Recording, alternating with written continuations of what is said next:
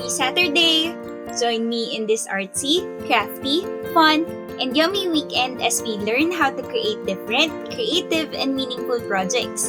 I am Teacher Dette and this is Teacher Vibal Weekend Special, where we will engage in experiments, explore do-it-yourself activities, and many more.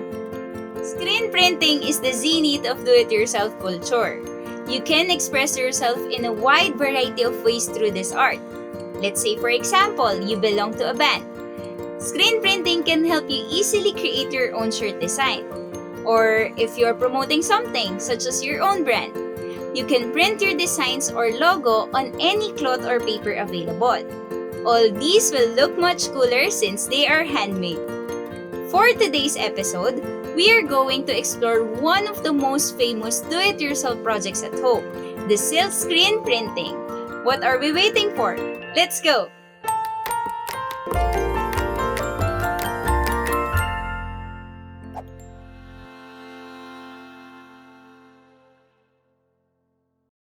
Before we proceed to our do-it-yourself project for today, let me first invite you all to a magical learning at home with Vibal's Happy Homeschool program. There are different courses to choose from for preschool to grade 10. Just visit the Happy Homeschool website to learn more and see the link in the description.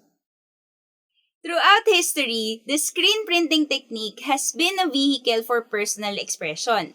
And did you know that screen printing has been used as early as 960 AD? Early artists in China have been using this technique during the Song Dynasty. What's cooler to note is that early forms of stenciling, or a method needed for screen printing, had already been found in caves way back into the prehistoric period. Now let's talk about the silk screen printing technique. This technique needs a mesh-covered frame or screen and a stencil. The stencil, which forms shapes, letters, or words, blocks a portion of the screen. Then, the screen sits atop the item that will receive the image. It could be a shirt, a handkerchief, or any piece of cloth. The item is usually called a substrate. The artist or print person places ink on top of the screen and stencil. Lastly, the person squeegees the substance to create a sharp image on the substrate. Now, are you ready to try this technique? Come on, follow my lead. For our silk screen printing project, we will be needing a blank silk screen pre-stretched, 150 watts light bulb, stencil design, photo emulsion with sensitizer, ink, squeegee, a blank canvas, it could be a piece of cloth or a t-shirt, rags, apron, lamp, a black fabric or black paper, and the table covered with paper. Just a tip, when creating a stencil design, especially if it's your first time, it would be better to make it simple by avoiding thin lines. Thicker lines show better because if the design is too thin, it could be messy. Your design should be made up of solid black lines on white, and there should not be any gray areas or errant markings. Now, let's begin! First, we need to burn the screen. Coat the silk screen with photo emulsion using your squeegee. The emulsion will come with a small container of sensitizer.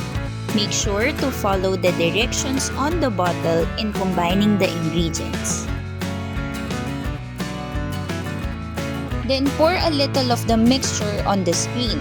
Spread it evenly with the squeegee to coat the whole screen in a thin, even layer of photo emulsion. Do this for both sides.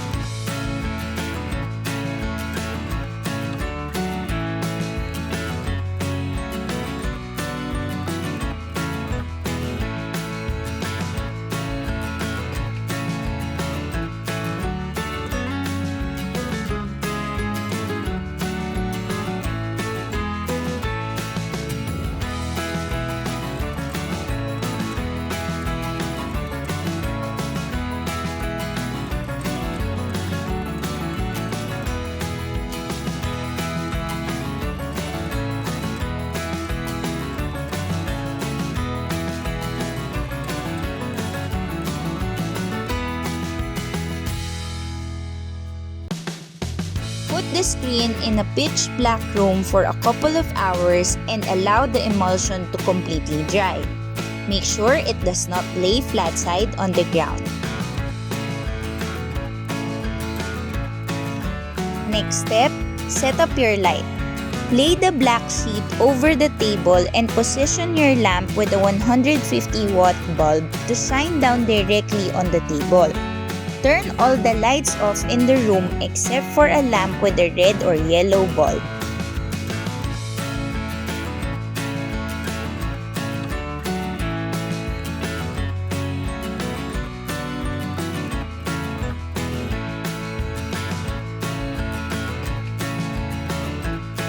Position the stencil design on the screen to transfer it to the screen.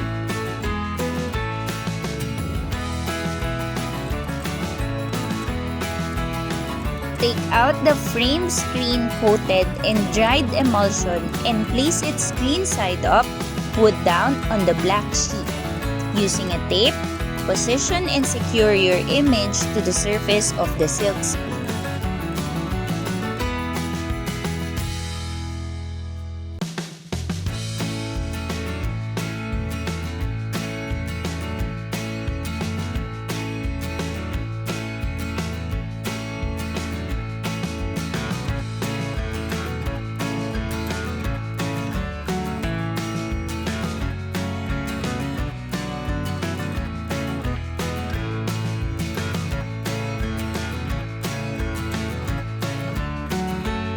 Turn on the 150-watt bulb and burn the screen.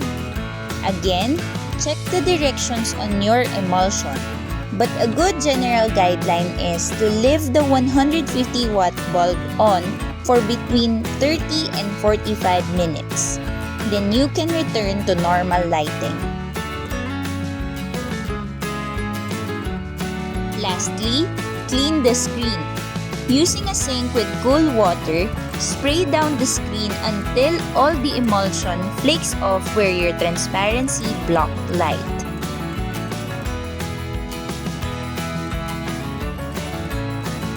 It may take a while to wash it all off, so be sure to be patient and thorough. You should be able to completely see through the areas where you want ink to appear. Dry it off.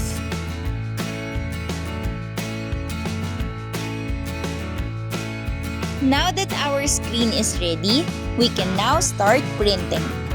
Lay your fabric or paper on a flat surface.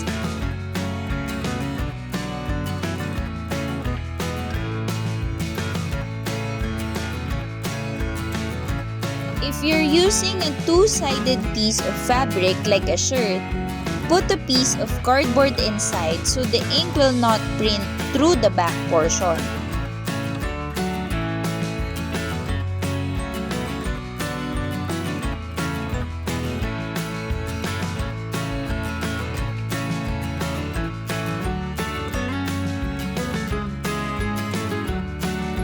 Place the silk screen frame over the shirt. Make sure it is laid flat on the part that you want printed. You may wish to clamp or weigh down the frame. Apply a line of ink to one side of the screen, and using the squeegee, pull the ink down the image to cover it evenly.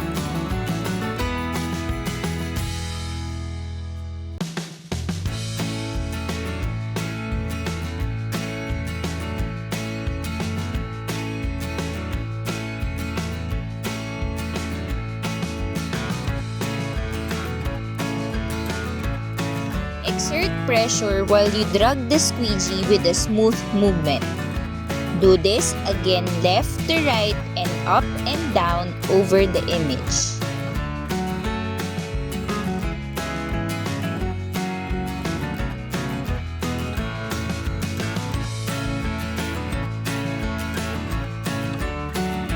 Carefully lift the screen and set your newly printed item off to the side to dry. Give it around 10 minutes or longer to dry.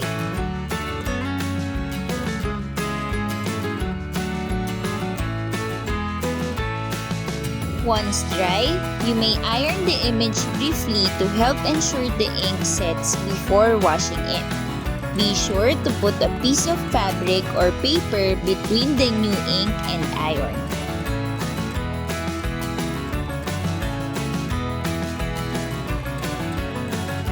You may use the screen again for new designs. Just rinse the screen before changing ink colors so it will not mix with the previous colors.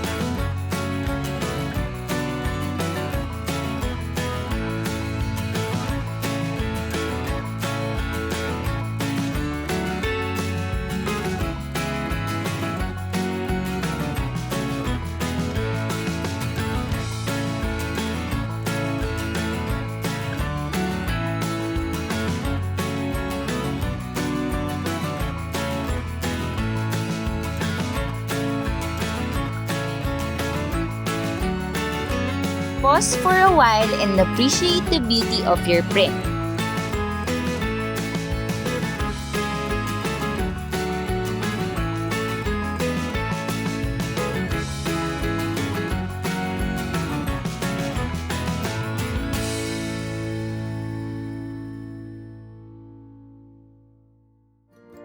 Screen printing using stencils is printing in its most basic form, and is a great way to get started in expressing yourself in art. The screen is also reusable, just wash it clean with cool water when you finish printing and you can make other designs. So that's it for today. I hope your newly acquired technique in printing will bring out your creativity. Good luck on making your prints! If you like this video, please give it a thumbs up and don't forget to click the subscribe button. Also, please check out Vibal's Happy Homeschool program for a magical learning experience at home. See the link in the description. Again, I am Teacher Dette, reminding you to relax, keep calm, and stay crafty. See you again next week for more fun do-it-yourself videos here in Teacher Vibal Weekend Special.